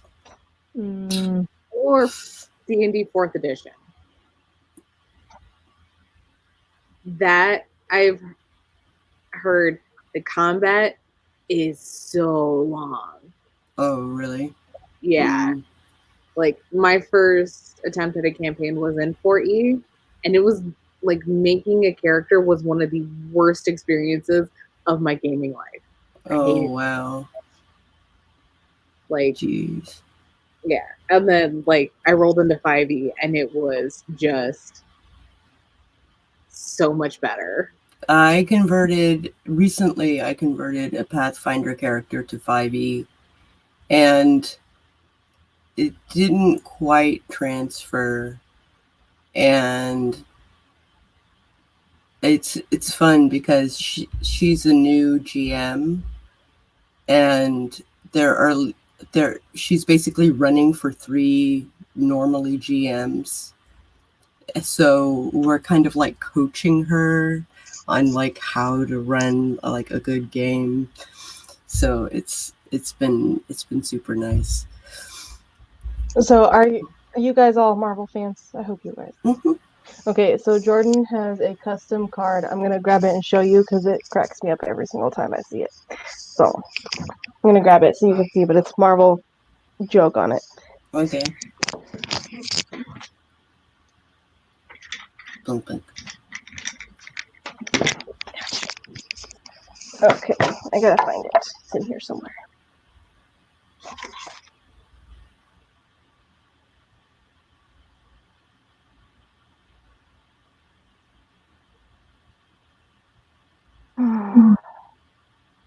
Commander decks, there's so many cards. Books by Adrian rolled the audit. Now caught up on work until about 5:30. It's now 2:30. Gonna try and get as much writing done in that time as possible. But that kind of blows that you have, instead of sleeping, you decide to work on other things. So watch out for toxic productivity, man. Watch out for that shit. I have found it. This card is called Praying Omnipotence. It says, Each player loses half their life, then discards half the cards in their hand, then sacrifices half the creatures they control, round up each time. And the custom art he got for it is this. Look how shiny. Yeah, it's a foil card underneath, and then they paint it over and then use the foil already on the card to make it sparkle. Ooh. But yeah, he got a Infinity Gauntlet on a card that makes you get rid of half of everything. He makes you get rid of half of everything. Yeah. It cracks me up every time. Well, work at a hotel and the night auditor. So the shift is from 10 to 7 every night. Holy crap. Or 11 to 7. I can read things. I can, I swear. I used to be a housekeeper at a hotel. Oh my gosh. When I was very Ooh, pregnant. Shiny thing. Shiny thing. Try to sleep during the day, but I also have a 5-year-old and a 1-year-old, and they like me for some reason, so they wake me up a lot.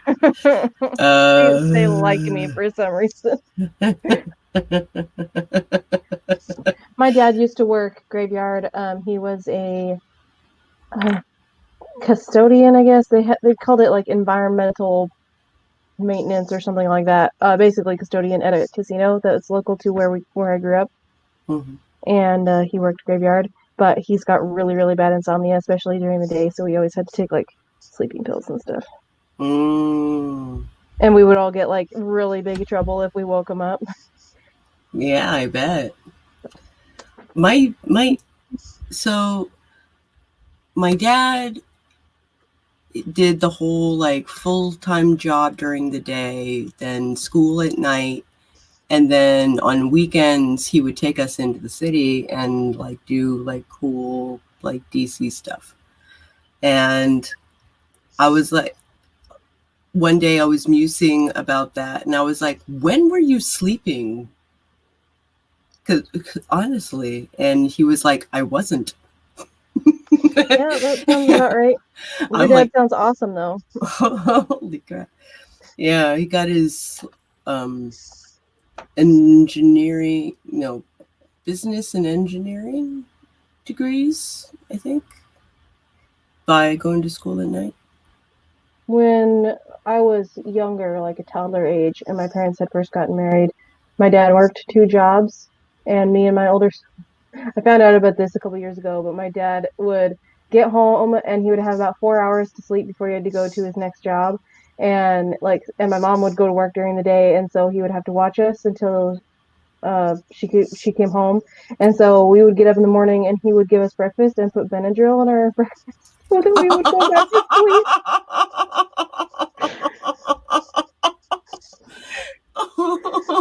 Yeah. And I was like, oh God, like I understand why you would do that, but like, oh God, I was drugged. Oh my God, I was drugged. I'm one of those people where Benadryl will hype me up, and I will stay up for days. Yeah, no. Are you okay? Are your belongings trying to kill you?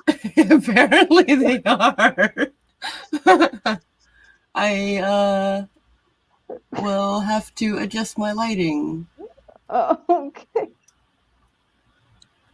Yeah, that's the thing I'm gonna have to do. Well, apparently Benadryl makes me tired, and my sister, because that's what he would use, make us go back to sleep so that he could try to sleep before he had to go back to work. That is, I understand why he would do that. However, it kind of takes a monster to do that. Yeah, we lived in Portland at the time, so it was very, very expensive to live there. So, and then we moved in with my grandma, and he only had to have 1 job. So, and my grandma was able to watch us a lot too. So, but yeah, like I laugh about it because I'm like, oh my God. Like, what the fuck? Yeah, what the fuck, indeed. Yeah. Holy crap. Now for kids, baby-sized melatonin gummies. Mm-hmm. So it's just like a fruit snack that makes sure kids go to sleep. Mm-hmm. But it only works at night, like when they're getting ready to go to sleep anyways. Mm-hmm. Like, I love it so much. I kind of want to get something for Noelle because she fights bedtime every single day. Look it up on Amazon. Give it a try. Like the ones we get for mini Spence are literally just like 1 milligram, and he doesn't fight sleep. He goes to sleep pretty easily, but he doesn't sleep very sound. He has a lot of bad dreams, a lot of nightmares. So like twice a week we'll give him one of these, and he'll wake up the next day without baggies under his eyes. Oh. He'll be like, it helps, and as it builds up in his system, he sleeps more regularly and more comfortably. Mm-hmm. But it helps keep the little nightmares at bay. Oh. Yeah, Noelle has nightmares every once in a while, and I'm pretty sure she's afraid of the dark. Because like she has to have her light on, and I even got her nightlight to see if that would help. And she has to have her overhead light on, and if she falls asleep and I go and turn her light off, it'll wake her up and she'll like have a panic attack. Yeah. I used to be like that. What's confusing me though is that like we tried taking the light bulb out to see if she would sleep without the light, and she sleeps just fine if she can't turn the light on. And she plugs but if she knows that the light does turn on, she will rip her nightlight out of the wall and refuses to use it, and will sleep with the big light on. But if the big light doesn't work, then she plugs her nightlight in and sleeps with that. Pragmatic. So I'm like, child, come on. Yeah, she might benefit from the gummies. Yeah. Because that's literally like all that's on them is just like 1 milligram, and once or twice a week, like especially over time, really helps balance it out. And she's starting to grow out of naps now too, and I'm like dreading that. I'm like, naps is when I get most of my work done during the day. Naps beautiful times. We didn't graduate out of naps. Like it just eventually became quiet time, where now he just has to lay in bed and pretend to be napping. Like if I go check on him, he has to close his eyes and pretend he's sleeping. Other than that, he can just watch TV. And it gives me kind of that peace and unwind time without having to supervise him to make sure he sleeps. Yeah, she does do pretty well with alone time. Like she'll go in her room and she'll play with her toys for like an hour or two and be fine. I do have to duct tape her diaper closed so that she can't take it off though, because she will pee all over the carpet like a heathen. But other than that, she does pretty good by herself. Did you say before she'll finger paint with that too? So I usually don't put her anywhere alone until after she's gone number 2. Otherwise, like, yeah, because duct taping it closed doesn't even work because she'll find a way. She will find like the diaper will still be on her body, but everything else will be everywhere. So. Yeah, Pronoun mentions that they used to be afraid of the dark. I am uncomfortable in the dark. I think I no longer have panic attacks because I'm heavily medicated. But like, I will go out of my way to make sure I can see something. And my night vision sucks. My night vision super sucks. So my husband's night vision is amazing. Like everything is it. If it's pitch black for me, it's like daylight for him. Like, fucking god damn it. I'm like somewhere in between. Like I'm good if I'm not alone, but if I'm by myself, then I usually will have some sort of light source. Even if it's just like a little bit of light. But yeah, It's gone in cycles for me. Like when I was a kid, I used to be terrified of the dark. And when I was a teenager, I really, really liked it. Like I go for walks and be out walking until like 4 in the morning. And then as an adult, I was like, I don't like this anymore. Like, I think because teenager me was more suicidal than I thought I was. Because like, I'd go for walks down unpaved, unlit streets, like walking in the road, and just be like, I like this neighborhood. No, bitch, you didn't, bitch. That's not what was going on here. For me, growing up, like I was fine to be in the dark if I was inside. But I grew up on a farm in the middle of nowhere where there was a lot of mysterious noises and people screaming sometimes coming from the woods that bordered our property. So if I had to go outside at night for any reason, I would have like full on panic attacks. I'm like, oh my God, somebody's gonna jump out of the barn and snatch me and run away and I'm gonna get murdered, or like a coyote's gonna come and eat me or something. Like, so every time I would have to go outside for any reason at night, I would like take the big flashlight with me and constantly be like everything, and like would run all the way to the barn or run all the way back to the house as fast as I could before anybody could snatch me. Aww. There's a couple of spots in town that I just won't go by after dark. That is because Michigan's a weird ass swamp place. Like there's a path up to where my grandma lived before she died that I will not walk. I will walk on the other side of the street where there is no sidewalk instead of walk by those trees after dark. Or even after, like, once it hits twilight, that whole sidewalk is just like pitch black because the light just gets eaten. And most anywhere else, if I can identify what the noise is, stop scaring me after that, I don't mind it. Like I was out having a bonfire with one of my friends out on their property at their pond in the middle of the woods, and there was a drum frog. So it literally sounded like somebody was drumming in the middle of these woods, in the middle of nowhere. And I was like, what the fuck is that? He was like, oh, it's just this frog. I'm like, okay. And the frog stopped after we identified what it was. And then a little bit later, there was this giant ass buck wandering around the pond. And like, I know that's a deer, but I still don't feel safe. And I was like, okay, that means it's time to go. That means it's not really a deer. Because you've been staring at those fireflies real hard, Haley.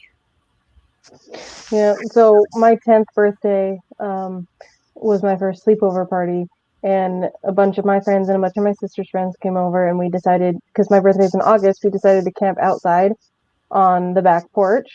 And I was like asleep, and kind of like, it was in that phase where you're like asleep, but you're kind of awake and you can kind of hear what's going on, but you're like too asleep to really do anything about it. Hypnagogia, yeah. Yeah, so I was about that. And so we've got our property is like a big rectangle, and then on one side it's lined by woods that go, then on the other side of those woods is the tribal housing, because I grew up on an Indian reservation. So tribal housing apartment complex over there on the other side of the woods. So we're like sleeping out there, and all of a sudden we hear this woman screaming bloody murder. And then we hear a guy's voice yelling after her, and then we see flashlights and another guy's voice, and they start yelling at each other, and the woman's still screaming. And so they all ran inside and left me out there and locked the door because they were afraid, but they left me out there on my birthday. Oh my God. So I managed to like get myself awake, and I went around to the front of the house, and I always left my bedroom window open just a bit, and so I pushed it open and I climbed in the window. But yeah, thank goodness you had an option. Jeez. Yeah, but they my birthday, and they left me out there because apparently they couldn't get me awake. They apparently couldn't get me awake or something, but I don't remember them ever trying to wake me up. So yeah. Oh my God, it's almost 3 a.m. Jesus Christ. Are you tired? Do you want to go to sleep? Yeah, I'm tired. I kind of want to go to sleep. I'm in denial. You're and yeah, you're in denial. All It's right. almost midnight for me, so I need to go to sleep soon too. Yeah, with that I've long been drive working on it. thing. Tomorrow. Well, it's not too long of a drive because I just have to drive him to his friend's house. Okay. So, because they're carpooling, but Yeah, I still yeah. have to get up. All right. Uh, Do you want to do an outro, or does it matter to do an outro? I mean, I'm pretty sure everyone here knows who you are. Yeah, I'm good. Just hi, I'm Meadow Emerald. You can find me on my YouTube channel, spelled the same way that it is right there. Yeah. Howdy, howlers. It's Sako to me, also known as Casvoid. I do stuff. I do witchy stuff sometimes. I do righty stuff sometimes. I do arty stuff sometimes. I do a lot of stuff. How about you, Spence? I do stuff and things in different places. I have 2 Instagrams. There we go. I have uncanny.artistry, where I have the majority of my artwork, and at 8 basic absurdity, where it's like 50% selfies. Awesome. And bread. I need to follow that one too. I follow both of them already. Hmm. And it's like I like to make bread. I have Instagram, but I barely post on there, so. My Twitter is also at a basic absurdity, and I do stuff there. And stuff and things are like 2 of my favorite things. Do stuff and things, and I like those things. Yay! I do All fun and right. interesting things and stuff. Thank you all for joining us for the following after party that has been going on for 2 hours and 40 minutes. And I'm gonna work on the novel, writing the first chapter where the serial killer is the POV, and now the real fun begins. Ooh, I want to read it.